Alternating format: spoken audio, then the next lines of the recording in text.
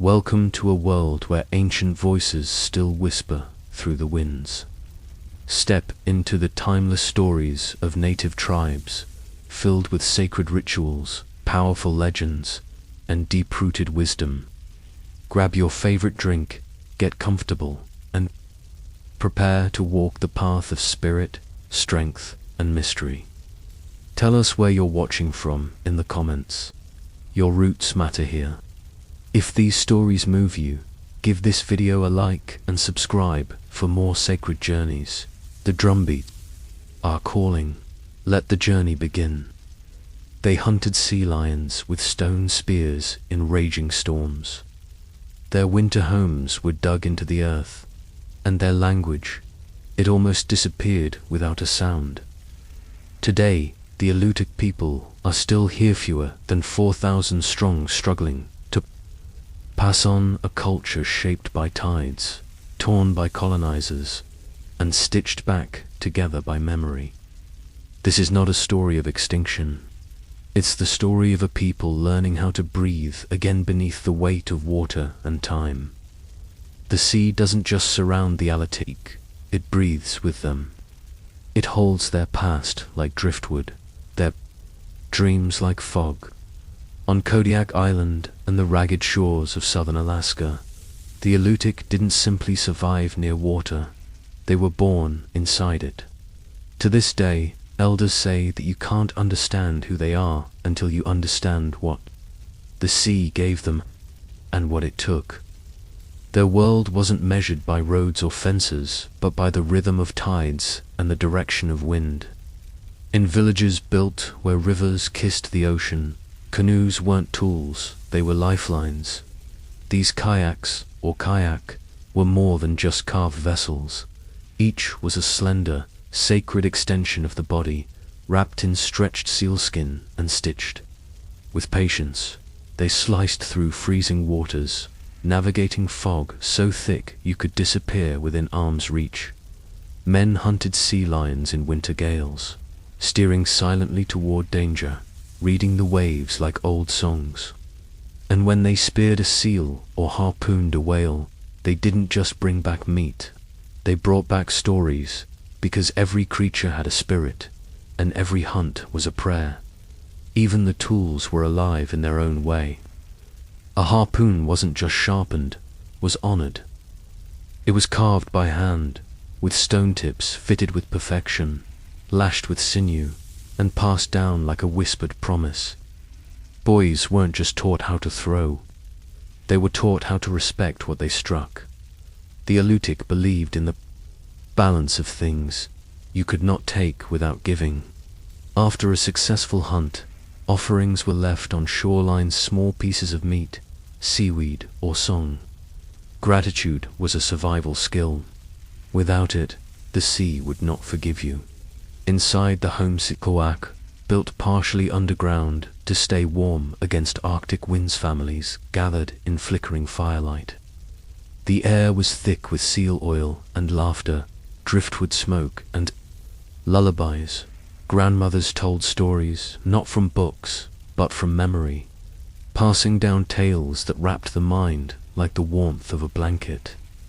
They spoke of animals that turned into men, of ravens who stole light, and of a sea that could hear your thoughts if you stayed silent long enough. Their calendar wasn't printed. It was written in ice, berries, tides, and the return of birds. Spring meant herring, summer, the drying of salmon, winter meant preparing for hunger. But they did not dread it. In darkness, they found time to mend, remember, and sing. The ocean was mother, father, teacher, and God. It fed the Alutiiq, warned them, punished them, and sometimes swallowed them whole. But even then, the sea was not seen as cruel, just ancient, just honest. It said that a hunter could look at a certain ripple and know if a seal was near. A grandmother could smell the wind and predict a storm a day before it came. Their senses weren't superstitions, they were skills, honed by generations who listened more than they spoke. They had no word for wilderness. because the land was not wild to them. It was home. Everything had spirit. Every shell, every feather, every piece of driftwood. Even the rocks on the beach were considered ancestors if they stayed in place long enough. But then came the silence, when outsiders arrived, first Russian traders. Then American forces. The sea began to change, not in its tides, but in what it allowed. Whale hunts were restricted. Sacred lands were fenced. Kayaks were replaced by metal boats, and the songs sung while paddling faded beneath engine noise. What was once earned through ceremony was now bought with currency. The sea didn't understand dollars, and neither did the Alutiiq. Still, there were those who remembered, and they passed on what they could. A young boy today, learning to carve. His first harpoon listens not only to his grandfather's instructions, but to the sea outside the window. It's different, now polluted, warmer, unfamiliar, but it still speaks. You just have to listen longer. Even now, in fishing boats and revival camps, in language workshops and dance gatherings, the saltwater legacy pulses through Alutiiq veins. They are not relics. They are descendants of paddlers, bone carvers, and seal whisperers. Beneath the skin of the sea, their identity still shimmers. And yet, this identity was never just about survival, which was about relationship between human and ocean, between breath and storm, between taking and thanking. Today, in the quiet moments before dawn, you can still find Alutiiq fishermen who whisper old words to the water, just as their ancestors did. Not for luck, not for nostalgia, but because it's how they remember who they are. Because beneath the waves, beneath the centuries, beneath the skin of the Seetha Alutiiq are still listening, and deep in that listening, a story stirs one that leads us from water to earth, from tide to tundra. And that story begins where the rivers speak. There was a time when roofs were made of sod and silence, and walls were carved from the very soil that raised the children. To walk into an Alutiiq home centuries ago was to step not into a building, but into a memory tucked beneath the ground, where wind and snow were muffled by moss and mud. These weren't just shelters. They were wombs of warmth, cradling families through winters that could break the bones of trees called Sikwak.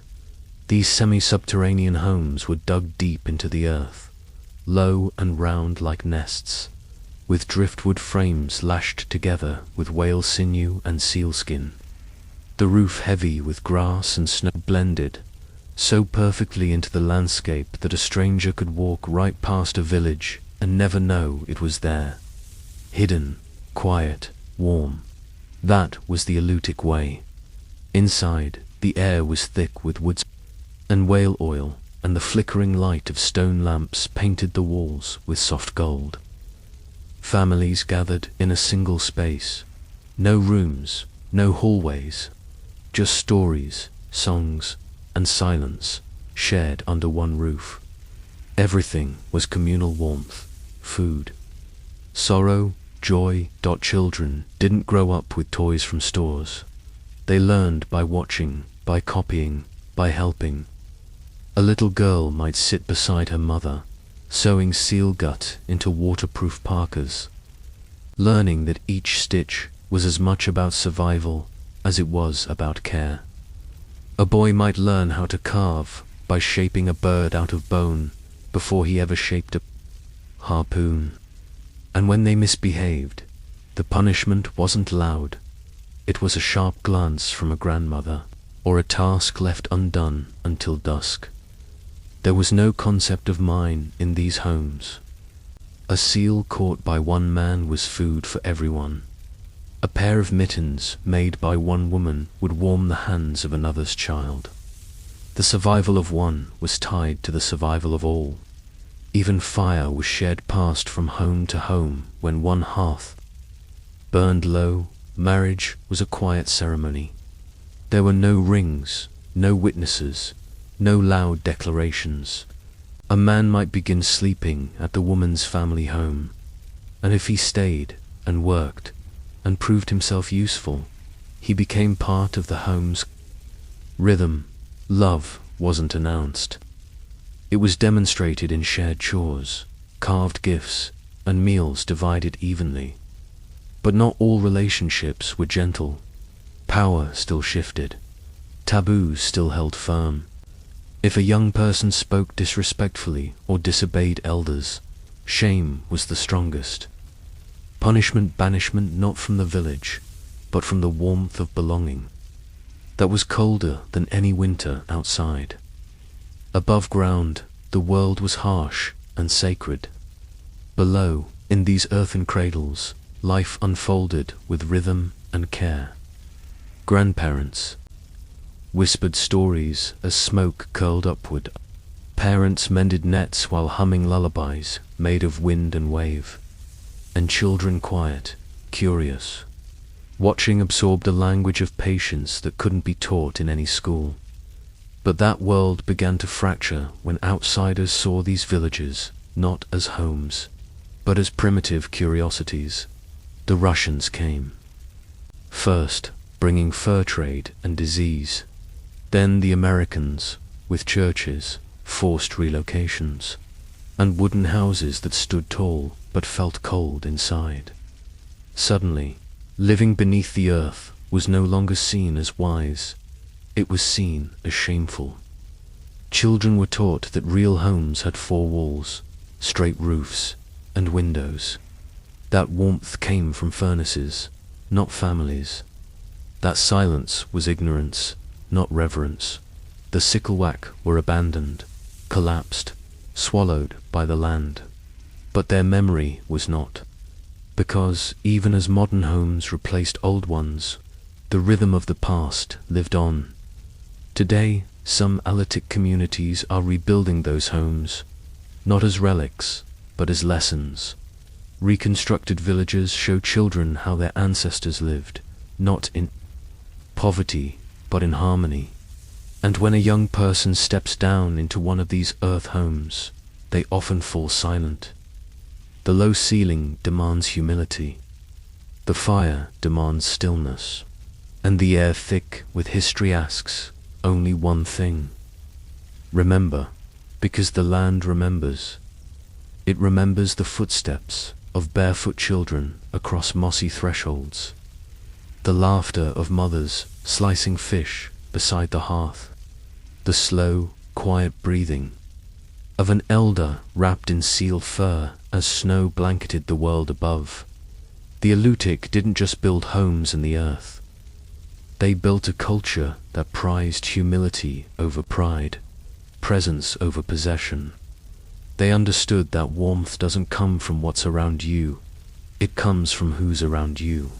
And that real shelter is not about escape, it's about return. So, now, as Alutiiq youth dig into old ground and rebuild what was once buried, they're not just touching history, they're reclaiming identity. One sod block at a time, and as they stand once more in the silence of their ancestors, a new sound begins to rise. Not footsteps or fire crackle, but a chant, a drumbeat, a whisper from deep in the bones. Because the next chapter of their story lives not in homes, but in the way they speak to the sky. Names are more than labels, they are memory and belonging. They carry history in sound. For the Alutiiq so-called Sugpiaq names connected people to family, spirit, land, and story. But when invaders arrived, so did erasure. Names began vanishing. Some were misunderstood, some forbidden, some forgotten. In old Alutiiq villages, a child received a name at birth, a single-syllable name given by an elder, spoken softly in front of firelight. It might mean sea bear or raven feather or child of the driftwood. That name was never spoken in public, only at home, at ceremonies, in prayer. It anchored identity in spirit and place. Its meaning was woven into a life. Grandmother might whisper a child's true name before sleep. A father might use it only in emergencies. To speak a name was to speak a whole story. It carried intention. When Russians came in the late 1700s, they replaced names with Christian ones. Alexander, Maria, Ivan. Names built not on connection, but on baptismal paper. Soon Sugpiaq children answered not to rabbit leg or windsinger, but to definitions unfamiliar to their ears. At boarding schools, children were told to forget their old names. Call yourself John now, a teacher demanded. Call yourself Anna. The old names were ridiculed, cut from official records, stamped over with foreign marks. Names died with the wind. To be renamed was to be reshaped. It didn't just change what people called you, it changed who they thought you were. Some elderly, Alutiiq, still recall sweeping aside dust and finding their original names carved into driftwood, hidden behind sleds or sewn into parka seams. But those names weren't accepted outside the family. They became whispers, spoken only in memories. Language loss followed. Once living words describing storm patterns, tide cycles, shaman rituals, they vanished when no one spoke them aloud. Words for seagull on the tide or moon reflected on ice disappeared. And when the words died, so did parts of the culture. It's impossible to translate some of those names without losing their soul. To capture the exact moment a bird lifted from a wave, to describe the echo of whale song against sea ice. Those meanings slid silently towards silence. For decades, Alutiiq identity was written in English on birth certificates, names chosen without ceremony, meaning, or connection. They were just names again. But something has begun to change. In recent years, elders and language activists have begun resurrecting old names, sometimes with permission, sometimes despite legal obstacles. When a child is officially registered now, parents include both their English and Sugpiaq names. In some villages, school rosters list both. That small act is a revolution, one that begins with a whisper. In one coastal town, a fisherman named his newborn daughter Alutiiq, meaning she writes on the water. She is the first child in decades with a traditional name recorded on her birth certificate. When she walks down the street, she hears a language older than state lines. It's not just personal pride, it's reclamation, reclaiming the right to be named by ancestors, to call oneself by a name that has weight, to exist in two worlds and belong in both. Language classes now include name ceremonies. Teachers explain the meaning behind each traditional name, the animal or season it represents, the story it carries. Young people speak their names in front of circles of elders, repeating the syllables until memory echoes in their bones. Sometimes, names are given during public ceremonies. A mother whispers a name. The wind picks it up. It travels across water and up cliff tops. Ceremony opens the mouth of the wind. The name remains in motion, alive again. There are still challenges. Registries sometimes reject Sugpiaq names as invalid. Forms break when accents from Inuit languages are used. People push back, but each time a name is refused by a system, it returns to the mouth of the child. It returns to the home. And it returns to the sea, because names don't just belong to individuals. They belong to lineages, to hopes, to spirits waiting in the rocks and tides. They carry permission to exist, to be known. A mother once said, "When I say my daughter's Sugpiaq name, I'm speaking a poem my grandmother taught me." and what began in sorrow has become song. Little by little, one name at a time, the wind is learning these sounds again. Next, we follow those echoes into the sky where ravens and ancestors meet, and the world begins to feel wider once more. Before the first gunship appeared on the horizon, before Russian boots pressed into shoreline moss, the Alutiiq people looked to the sky for answers. Not in books, not in churches, but in the flight of birds, in the twitch of a seal's tail, in the dreams passed down from elder to child.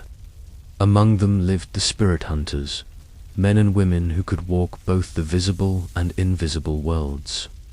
And beside them, in legend and belief, ran the sky dog's mystical guides between life and death, flesh and mist. In Alutiiq worldview, the universe had many layers. There was the world of humans, the world of animals, and the spirit world, invisible ocean that surrounded and moved through everything. A good hunter didn't just track footprints. He read signals from dreams, listened to his ancestors through wind, and paid spiritual debt to the animals he took. Nothing was killed without permission. To hunt without humility was to starve later. The sea, generous as it seemed, was always watching. So the Alutiiq sent offerings, pieces of seal meat left on stones, or songs chanted over harpoons before they struck. Spirit hunters were not warriors in the way outsiders might picture. They didn't wear war paint or hold spears. Their weapon was awareness. Their role was balance. These were men and women with deep scars, ones earned in dreams, visions, and near-death awakenings. They walked for days in silence, slept in caves, to hear whispers of the dead, fasted beneath northern lights until a single seal call split the night.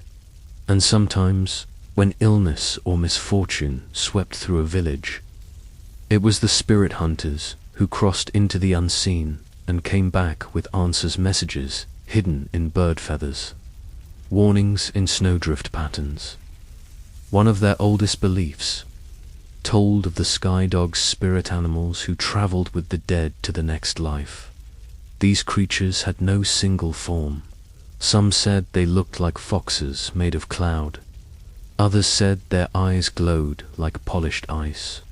In some stories, they were ancestors reborn, returning to fetch the souls of the lost.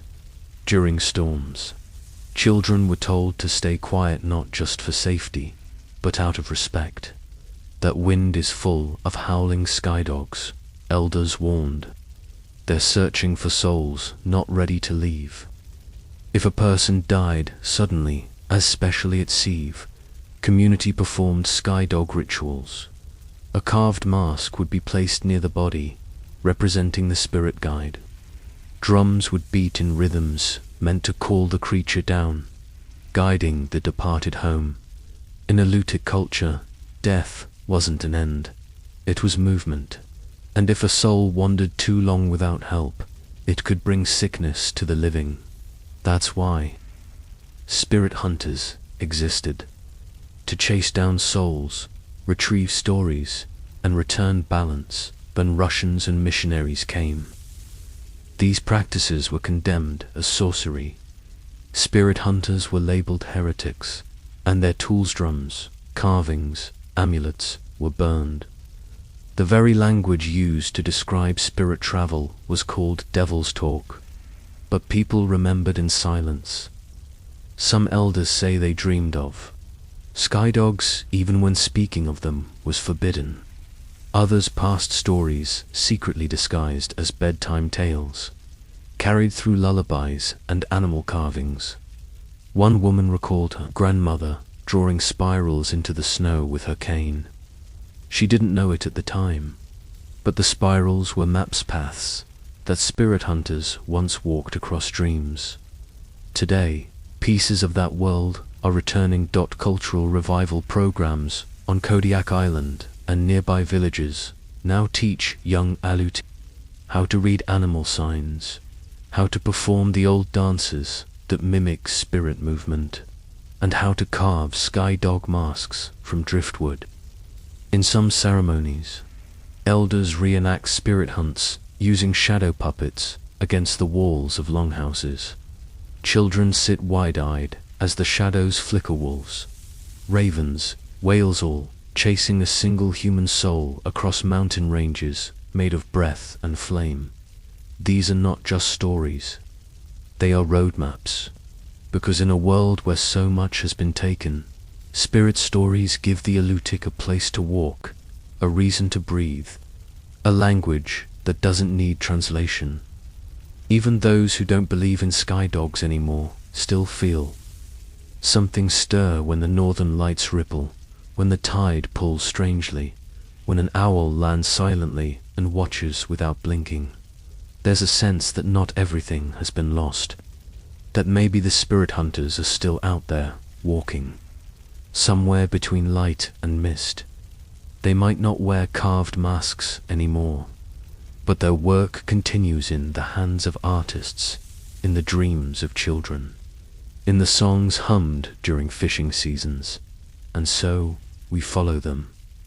We follow the spirit hunters and their ghostly companions into the next part of this story, a journey that winds through furbone and the ancient art of becoming what you must to survive. The first ships didn't arrive with banners or blessings. They came with noise-creaking timbers, foreign voices, the glint of metal that caught the morning sun like fire on ice. For the Alutiiq, it was not an invasion at first. It was confusion, curiosity, then slowly, like a fog settling over calm water, it became something else, something colder, something permanent. They had heard rumors, whispers carried by sea otter traders and passing wind-strange men from across the ocean. Men who wore beards like fishermen but killed like wolves. They brought thunder in their hands and asked questions no one understood.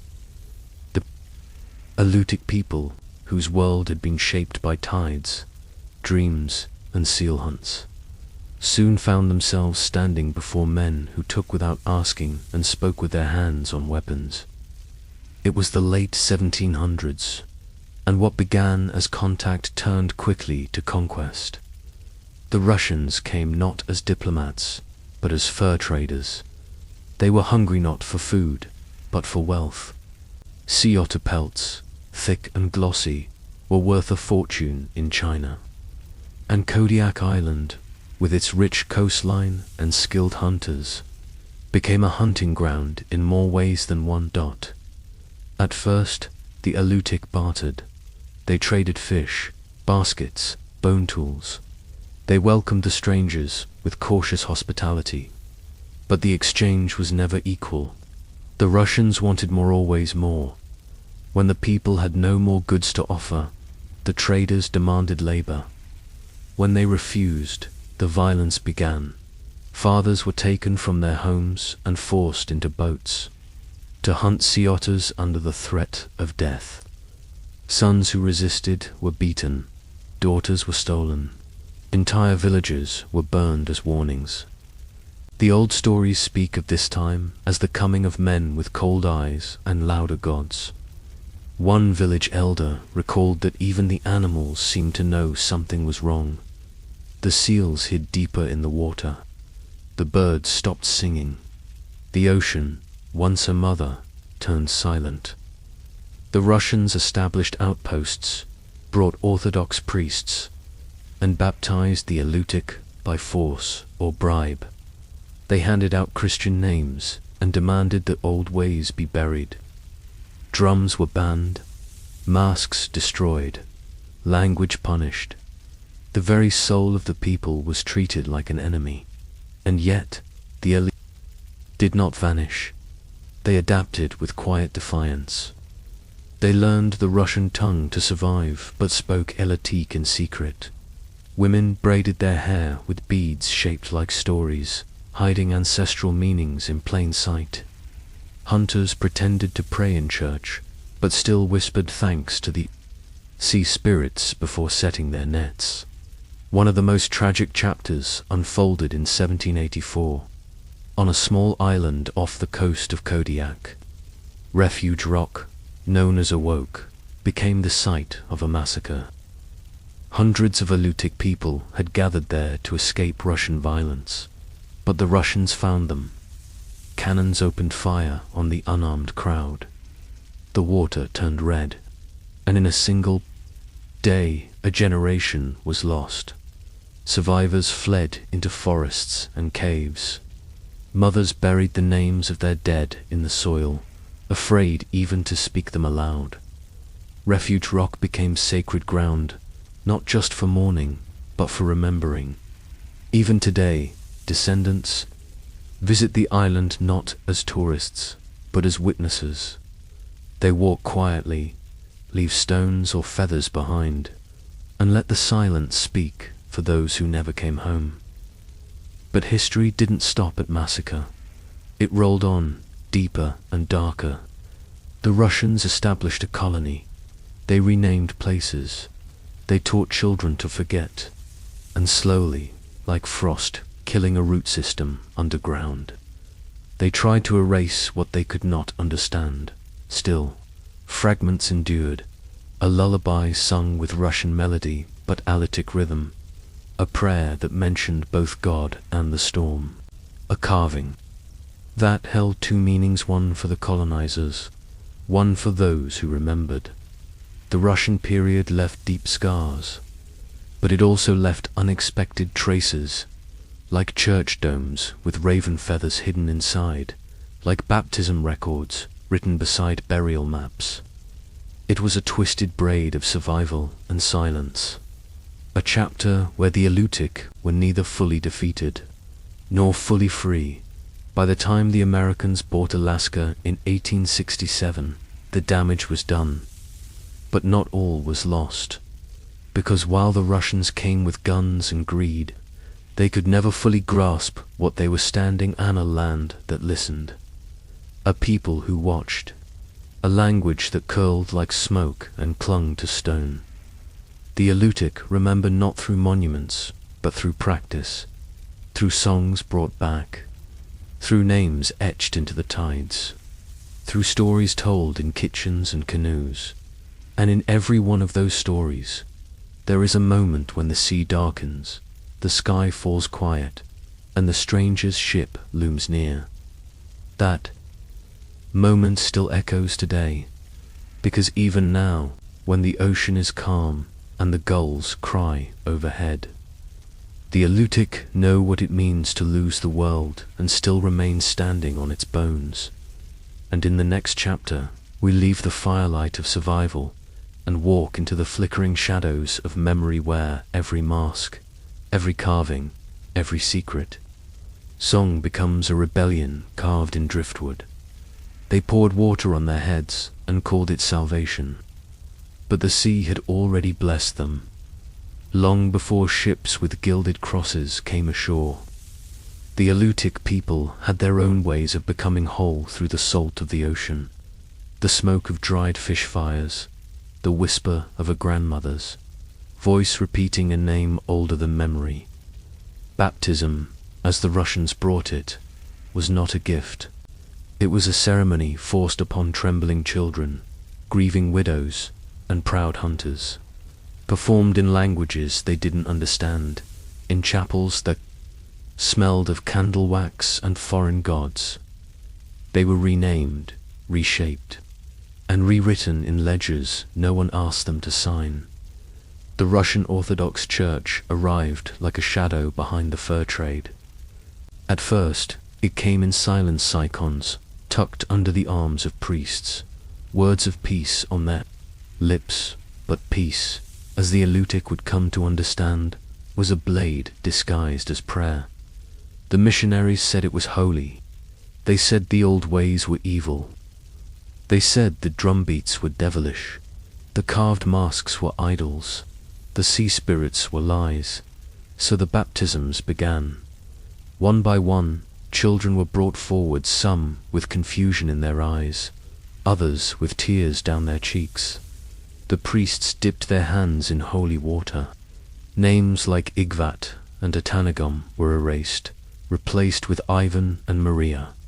The meaning behind those original names, who they were named for, what season they were born under, what dreams their parents had dreamed vanished, like steam from a cracked window, for the Alutiiq name was more than a label.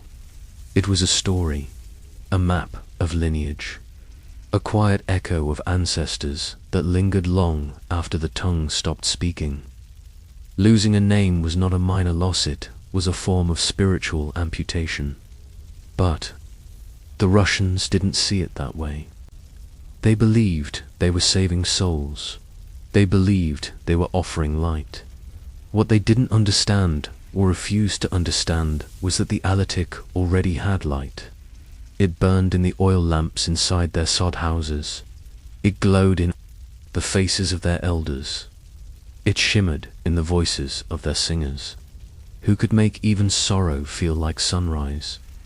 Entire villages were baptized within days, sometimes under threat, sometimes in exchange for food or protection, sometimes simply because the people were too tired to resist. The Russians built churches. They gave out crosses. They trained Alutiiq boys to become priests so that the doctrine would spread from within, and yet, beneath the Cossacks and Christian names, the old spirit clung to the bone.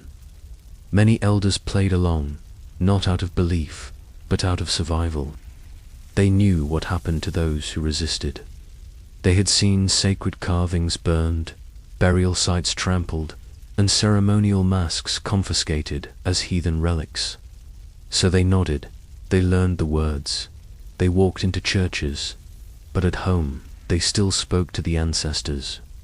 They still sang in the language that church bells couldn't drown out. There is a story passed down quietly, never written in books, of a girl named Olga who was baptized. Maria.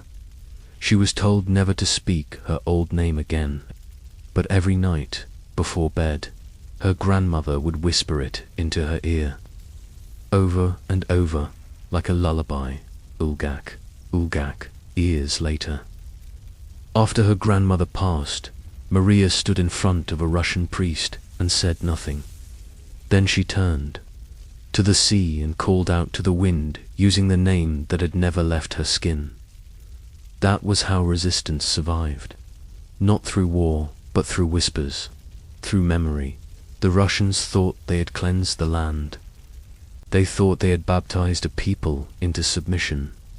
What they didn't see was what the Alutiiq were doing beneath the surface, hiding truths inside chants, preserving ceremonies inside Christian holidays, tucking sacred objects inside walls and under floorboards. In this way, Christianity did not replace the Alutiiq spirit. It tried to.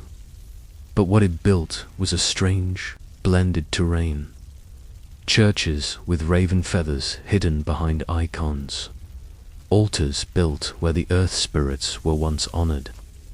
A people who knelt before crosses but still dreamed of sea beasts and sky fire. Today, many Alutiiq families still attend Russian Orthodox services. They wear their baptismal names. They hold Easter processions. But behind the smiles, behind the incense and candlelight, lives a layered truth. They were baptized without consent, and they have never forgotten it, because for the Alutiiq baptism was not a cleansing, it was a branding, and yet they endured. They carried their stolen names and their sacred ones. They stitched old meanings into new words. They lived in the gap between loss and legacy, building bridges out of grief and persistence. And just beyond the pews, the coastline still sings. In the next chapter, we leave the shadowed chapel and enter the silence of the rocks where ancient masks once watched from the darkness, waiting for the day they'd be free again. There are places you can still hear the screams, though the buildings have long since collapsed. Hidden in the moss and the snow, Behind the walls of crumbling dormitories and rotting chapels, the silence is not peace. It is grief that never left. For the Alutiiq, the boarding school era was not just about discipline or education. It was about erasure, and it began with a lie that children would return home better, smarter, more civilized. Most came back ghosts. The US government's Indian boarding school system spread across Alaska, like a cold wind in the 20th century, reaching Kodiak, Afognak, and distant coasts where families still lived close to the rhythms of fish and tide.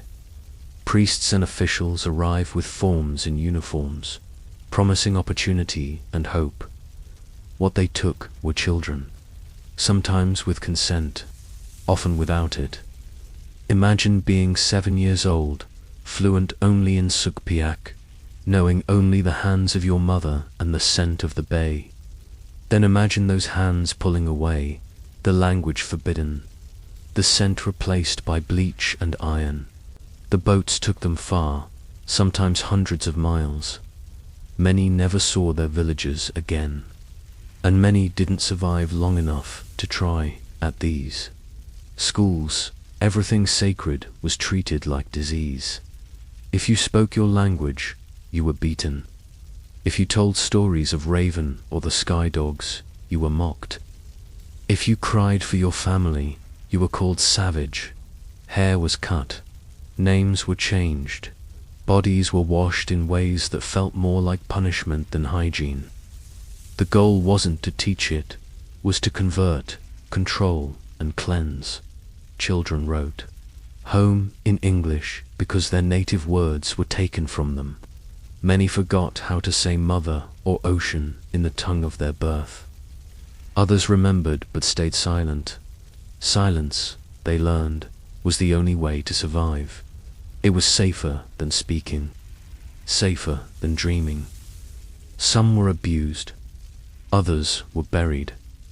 Mass graves have been uncovered across North America, and Alaska is no exception.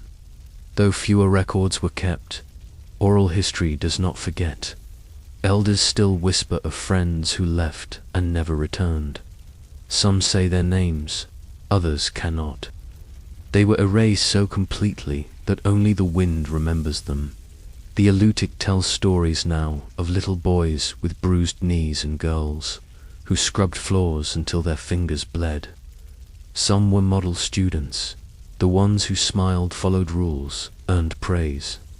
But even they carried scars inside.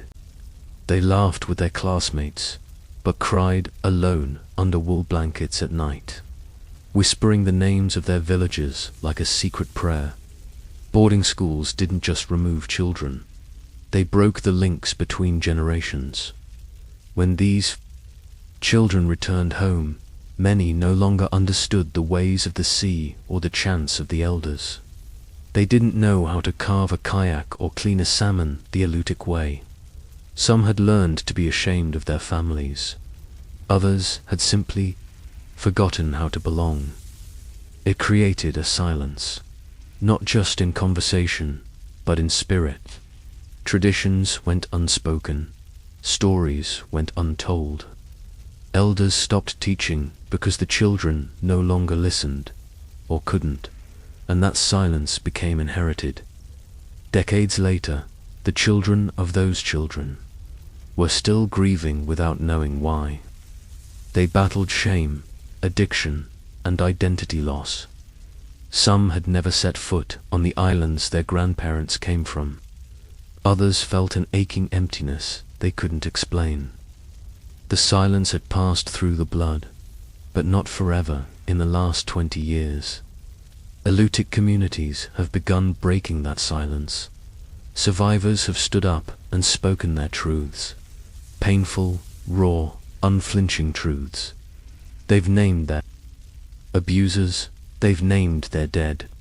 They've returned to the ruins of the schools, walked through the halls, and sang the songs once punished into silence. Language programs now thrive. Young people wear their Alutiiq names proudly, some tattoo. them into their skin. Others whisper them to newborns at the ocean's edge. The silence is breaking. Museums display the artifacts once buried in basements. Healing circles are held in gymnasiums once used to erase identity. Elders, once silent, now speak. And children listen again. The bones beneath those schools may never be fully counted. The lost names may never be fully spoken. But the silence no longer controls the story. The Alutiiq are speaking again, loudly, clearly, and in their own words.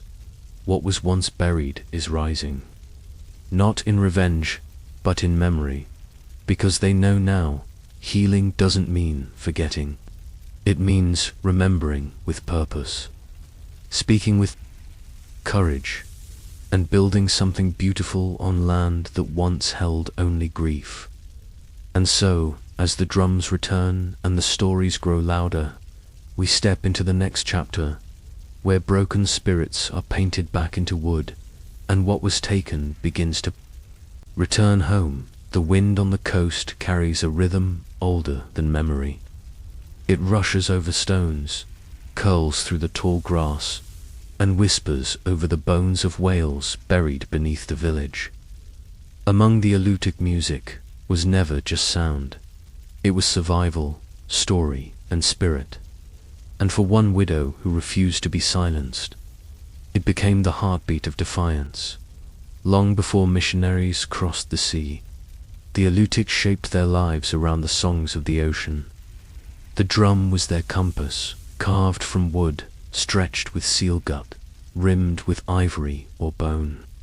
And sometimes, when mourning wrapped too tightly around the chest, it was rimmed with something rarer, whalebone, a material reserved for stories that could not be told with words alone.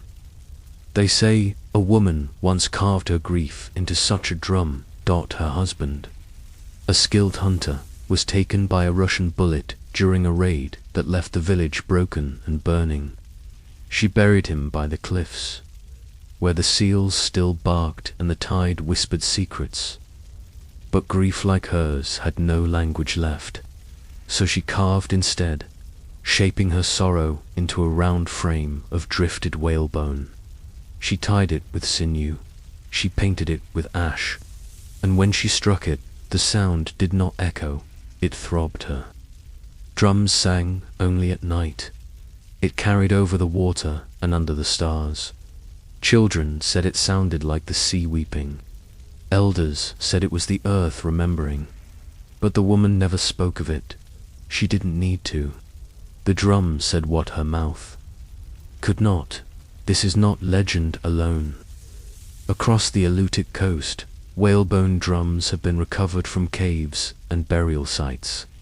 Their surfaces etched with symbols, fish spines, crying eyes, broken circles. Each mark was a story, a wound, a prayer. These were not instruments for ceremony alone. They were tools of healing, tools of warning, tools of memory. Drumming was also deeply communal. In longhouses lit by seal oil lamps, entire villages would gather, not to be entertained, but to remember. The beat mimicked the heartbeat of a people shaped by sea ice and salt. Dancers moved like smoke, telling tales of survival and sorrow. It was spiritual, it was political, and it was feared by outsiders. Which is why, when colonizers arrived, one of the first things they tried to outlaw was the drum. The Russian Orthodox missionaries called it pagan. The American schools called it savage. In many places, drums were seized and burned. Others were hidden in walls or buried with the dead. Some were never recovered, but the sound, the pulse, never died. It just moved underground, like water through rock. The widow's drum, they say, was one of the last to fall silent. When they came for it, she struck it one final time, loud enough to split the morning fog, loud enough to be heard by children, hiding under floorboards. Then she laid it in the ocean, watching it drift back toward the bones that once shaped it. Years passed, but the rhythm never left the people. Today, Alutiiq drum making is alive again, part art, part resurrection. Young hands now stretch hide across wood and bone, guided by elders who still remember the feel of that first beat. Drums are painted in red ochre and deep blue, the colors of blood and water. And in community halls across Kodiak and beyond, new songs rise, some ancient, some freshly born. The widow's story is now retold as myth, yes, but also as truth.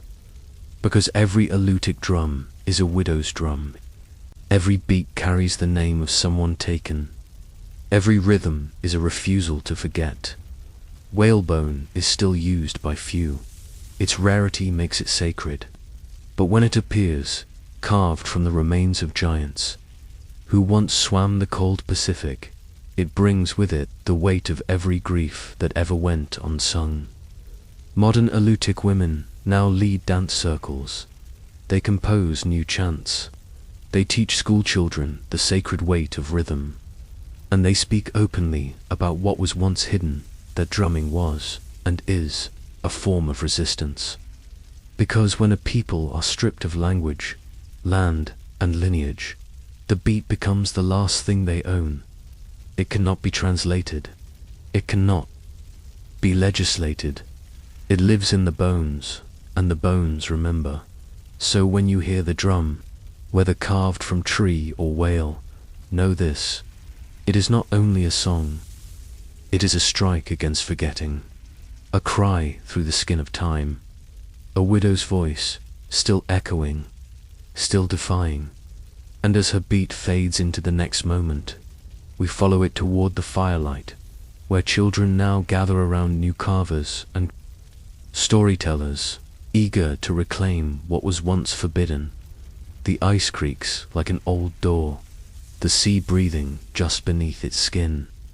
A boy kneels beside his uncle on the frozen coast of Kodiak, his fingers wrapped around a harpoon carved from spruce.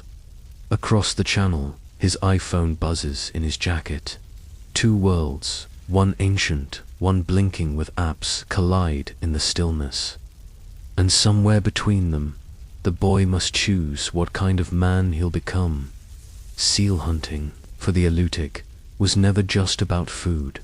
It was ceremony, discipline, communion with spirit, a test not of strength, but of patience and silence. The hunter had to become invisible.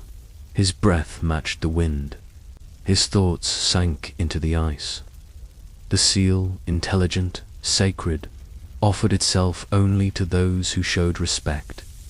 In the old days, men painted their faces before the hunt, asking the spirits for mercy. They whispered to the water, promising to use every part of the animal: meat, skin, bones, even whiskers. The seal's eyes were not looked into until after death. They believed the seal remembered who killed it. They believed if the animal's spirit was mistreated, the ocean would turn away and the ice would betray them. Now, that ritual sits inside memory and in a handful of families, like the boy's. His uncle is one of the last master hunters in the region. He owns no boat, no store-bought gear, just his father's harpoon, his grandfather's boots, and a quiet that unnerves most modern ears. The boy, barely 15, is visiting from Anchorage. He wears headphones around his neck. He plays basketball. He's never killed anything bigger than a mosquito. And yet, when his mother asked if he wanted to spend winter break with his uncle, he said yes, though he didn't know why. Now, kneeling on the ice, he understands. There's something here, something thick in the silence, something heavy in the way his uncle never hurries. He watches as the older man moves with the ease of stone. Every motion is careful. Every glance reads the wind like a letter from the ancestors. Hours pass. When the seal finally appears, it is barely more than a shimmer in the distance. A dark shape breathing through a hole in the ice. The uncle does not move. The boy holds his breath. His phone buzzes again. He ignores it. The strike is fast, precise. The seal slumps. The boy's hands tremble. They pull the animal from the ice and begin the ancient work of honoring it. His uncle explains each step softly, like a prayer. The skin will be stretched for boots, the meat dried for winter, the bones returned to the sea. Nothing wasted, no killing for sport, no trophies, only gratitude. Later, as they sit by a fire, the boy scrolls through his phone. A friend has posted a video of a fast food challenge. Someone comments on how gross seal hunting is. Another says it's unnecessary. He stares at the screen, then glances at the seal meat roasting over open flame, food that would feed a village. Not just one boy's hunger, he puts the phone away. Seal hunting is no longer common among Alutiiq youth. Schools don't teach it. Laws have made it harder. Climate change has reshaped the ice. And yet, a small, fierce circle of hunters refuse to let it die. They train sons, daughters, nieces, and nephews in what it means to live with, not against, the land. This chapter is not just about the hunt. It's about what the hunt teaches: humility, patience, sacrifice. It's about walking in two worlds, one lit by LED screens, the other by moonlight on water. And it's about the struggle to keep both alive. The boy returns home changed. He shows his friends how to prepare seal meat. He shares stories. Some laugh, some listen. His mother cries quietly in the kitchen. She thought the old ways were gone. They are not gone. They wait in the ice, in the rhythm of harpoon and silence, in the eyes of a boy who now carries both a phone and a story. And in homes across Alaska, more children are asking to go back, to learn the old songs, to kneel on the shore beside someone who still remembers the sea's language. The seal hunt, though quieter now, still pulses in the hearts of those who understand that food can be sacred, that survival is not just about the body, but about the soul. The boy dreams of it sometimes. The seal's breath on the water, the harpoon's sharp silence, the fire's gentle hiss, and he knows, even as Wi-Fi returns and homework piles up, that part of him will always be out there, waiting with the tide. And just beyond the coastline, another kind of survival begins, one not of meat, but of meaning. There's a woman, standing alone on the shoreline of Old Harbor. Her hands are wrapped in sinew and sealskin, weaving thread into a parka that tells more than just the weather. Each knot carries memory. Each stitch recalls someone who vanished before she could. Ask them everything. Behind her, oil drums rust like forgotten tombs. Ahead, the sea glistens, silent and eternal. For the Alutiiq, clothing was never just about covering the body. It was an archive, a prayer, a map of kinship and territory. Women once stitched garments from the hides of sea otters and birds, their needles fashioned from whalebone, their thread made from muscle and heart. Every cloak bore the fingerprints of ancestry, decorations made from teeth, feathers, and sometimes human hair, linking generations together in a tapestry of survival. But as the 20th century turned, oil companies came, and so did missionaries, loggers, and the cold-eyed men in suits who measured value in barrels, not blood. The earth was no longer sacred, just something to be drilled. And the old fabrics, both literal and spiritual, began to unravel. This chapter lives in that tension between creation and extraction, warmth and era's ra. In the villages of Afagnak and Karlok, children wore coats sewn by grandmothers who hummed. In Alutiiq while working, their songs stitched into the seams. But soon, bright plastic jackets arrived from department stores in Anchorage. Polyester replaced sealskin. Identity gave way to affordability. And when Exxon's black blood poured into the Gulf in 1989, it stained more than the coastline. The oil spill choked the ocean that had clothed them. Otters washed ashore, dead and bloated. Seals drifted belly up. Seabirds cried in silence, their wings glued by something they couldn't understand. The materials once used in sacred wear were gone overnight, killed by greed, disguised as progress. But out of this darkness, threads reappeared. Alutiiq artists, mostly women, began reclaiming their traditions. They dug into museum archives where their ancestors' clothing had been locked in glass. They touched beadwork like it was a resurrection. They asked questions, not just how did they sew this, but who did they become when they wore it. In workshops in Kodiak, women teach young girls how to make the kamlika, a traditional waterproof parka crafted from the intestines of seals or sea lions. It is labor-intensive. It takes weeks. But as one elder said, if you want to remember who you are, you must touch what your grandmother touched. Even among men, pride returns through fabric. Dance regalia, heavy with shells, trimmed in red, begins to fill ceremonies again. A parka is no longer just an outfit. It is protest. It is protection. It is proof that what was nearly erased still breathes under the needle. These garments now hang beside oil-soaked nets and faded photographs of Exxon-funded cleanups. They remind us of two battles, one to save the land and one to remember how to live on it, and within every piece the land is encoded. The dyes come from berries, the thread from sinew, the patience from the ocean's rhythm. Clothing for the Alutiiq is made the way a tide flows, slowly, intentionally, with deep listening. You cannot rush a garment if you want it to carry your name. Today, you can find elders teaching how to tan seal hides by hand. You can see children learning how to bead collars that whisper of moonlight and sea foam. And in Anchorage, young Alutiiq designers blend ancient patterns with denim and streetwear, creating pieces that belong both in the village and on a runway. The past is not frozen in museum glass. It walks among us, soft as fur, sharp as bone.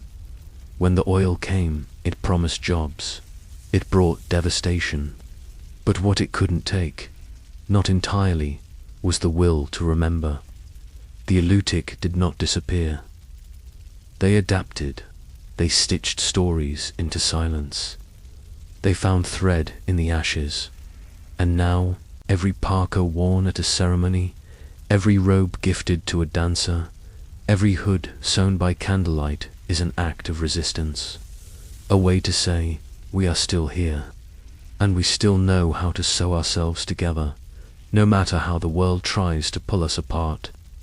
There's a saying passed down among Alutiiq seamstresses, that when you sew in silence, the ancestors speak louder. And maybe that's the point. Maybe these threads aren't just art. Maybe they're language, a dialect of survival written in color and shape instead of sound. So next time someone says culture is dying, let them see the hands at work in Kodiak, in Alutiiq, in Old Harbor. Let them see the girls sewing coats out of memory. Let them see the boys learning to bead after school. Let them feel the warmth of a seal parka stitched not just with muscle and thread, but with the fire of return and just beyond the sewing. Circle. A different rhythm beats the rhythm of drums calling dancers back into their own footsteps. It was not a grand stage or a crowded hall. It was a kitchen, dimly lit by a single bulb that flickered like a nervous memory. Her hands, folded over a mug of spruce tea, began to tap the rhythm first, soft, steady, patient. Then her voice, low and cracked, rose like smoke through the air. It was a lullaby the children had never heard, but their eyes widened, not from fear, but recognition. Something old had stirred, something that had slept for too long. For many Alutiiq elders, the songs were once forbidden. When missionaries arrived on the islands, they told them these melodies were sinful. That drumming was devil's work. That language not found in the Bible was dangerous. So many stopped singing, some out of fear, others out of shame. And in the silence that followed, something sacred nearly vanished. Songs weren't just for joy, they were maps, prayers, and testimonies. They marked the return of whales. They named the stars. They told how a man's spirit could become fog if he died at sea without a name. They were sung during seal hunts, in the birth of a child, and at the foot of a grave. To silence the song was to silence the soul. But grandmother never fully forgot, even in the years when she only hummed while cleaning fish or folding laundry.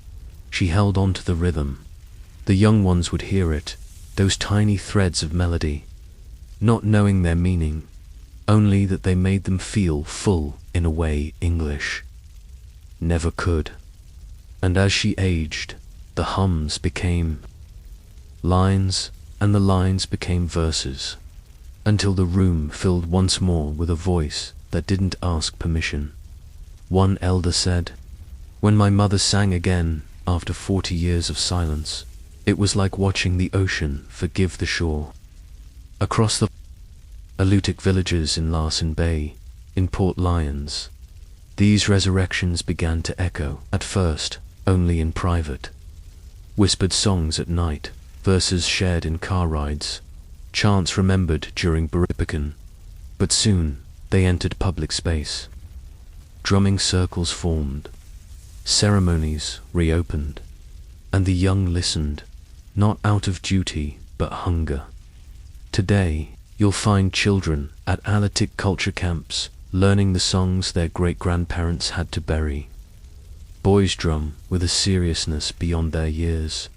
Girls sing to the seals before. The hunt, language once locked in museum labels, now spills from mouths like rivers finding their banks again. But this wasn't easy. Many of the songs had no written record. They existed only in fragments, a line here, a tune there, trapped in the memory of elders who were already fading. So researchers became listeners, youth became apprentices, grandmothers became guides. Reconstruction required more than just memory. It required trust. Some elders had spent decades being told their culture was wrong. They had been punished for speaking Sugpiaq, mocked for dancing, beaten in boarding schools for humming. And now, they were being asked to teach what they had, nearly lost, not just songs, but the courage to sing them aloud. It began, often, with the most fragile stories. One grandmother remembered her mother singing to a dying uncle. The song was soft, something about the ocean giving back what it takes. Another recalled her father singing while carving masks, his voice shaking like the cedar chips falling to the floor. Each recollection was a puzzle piece, and slowly, as these stories were shared, the old songs stitched themselves back together, and still, not every melody returned. Some songs died with those who never had the chance to pass them on. Others were swallowed by the years of silence. But even in their absence, they shaped the ones that remain, because every missing verse is a reminder not of loss, but of how much was fought to preserve even a whisper. In some communities, the first time an elder sang again, people cried. not because the song was sad, but because they realized they were no longer ashamed. They didn't need permission to remember. And now, every time a grandmother sings, it's a time machine. Her voice is an ark. It carries the storm of colonization, the fog of silence, the flame of resilience. She becomes more than herself. She becomes a bridge at festivals. Young Alutiiq dancers wear regalia their ancestors once wore in ceremonies outlawed by settlers. They sing songs that were nearly erased. Their voices rise together, high and unwavering. And in the crowd, the elders tap their fingers in rhythm, not just with pride, but with relief, because they lived long enough to hear the music return. One teacher said, "The songs are smarter than we are. They knew how to hide inside us. We just had to listen." And so, across the Gulf of Alaska, on a coast that once held only silence and snow, music stirs again. Not just in performance halls or cultural centers, but in kitchens, in boats, in the soft hums of a grandmother folding blankets, in the lullabies whispered to babies born into a tribe that refuses to forget. The last time grandmother sang wasn't the end. It was the opening of a door. And now, with voices rising all around, we step into the next room, where the land, too, begins to speak again. They say the ocean never forgets.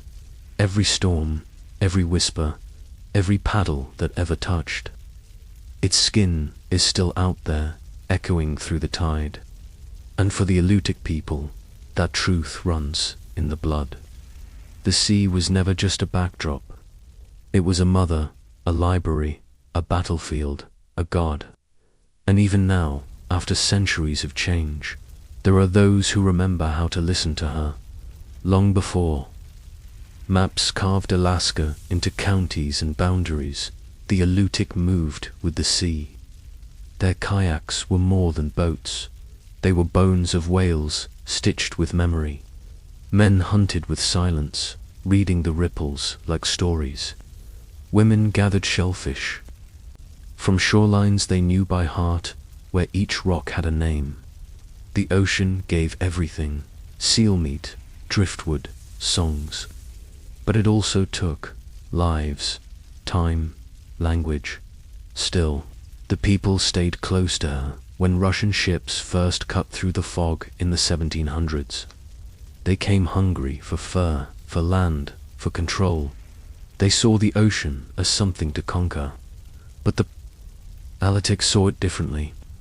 They watched as their coastal harmony was shaken, not just by guns and disease, but by the erosion of trust in the tides, in each other, in the old ways.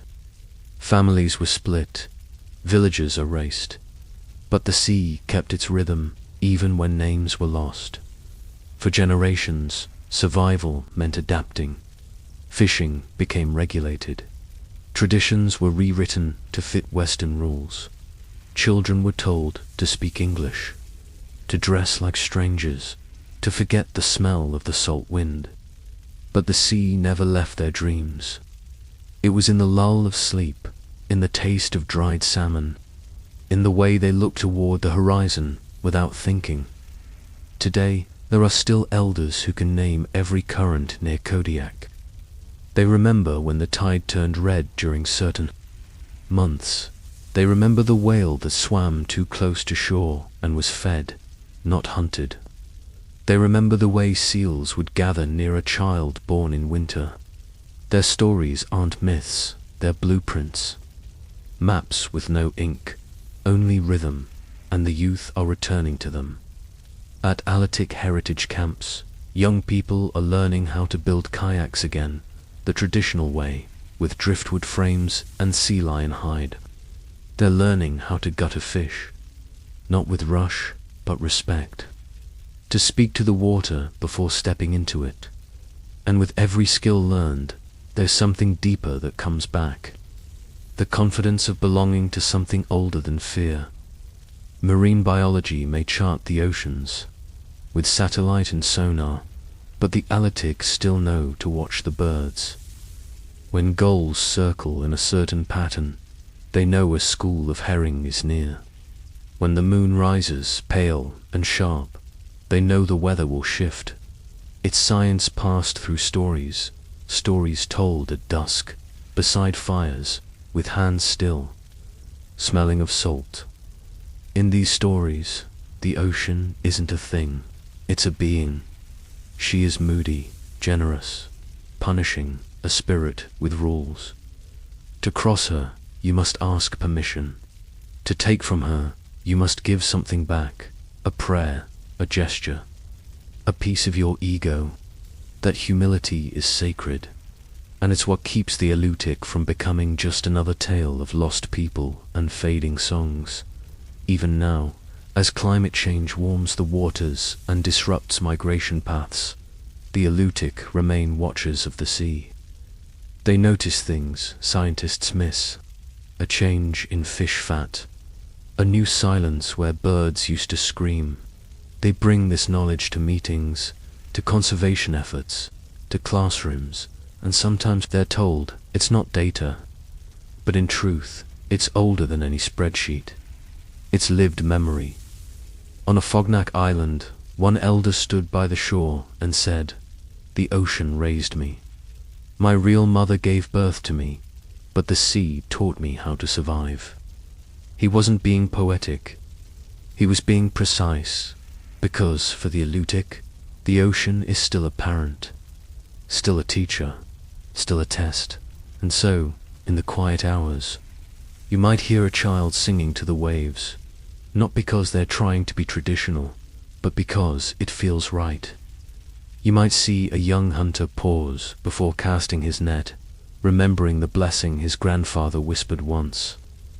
You might find a family standing at the edge of land, holding a piece of driftwood like a relic, speaking to the tide as if she's listening, because she is.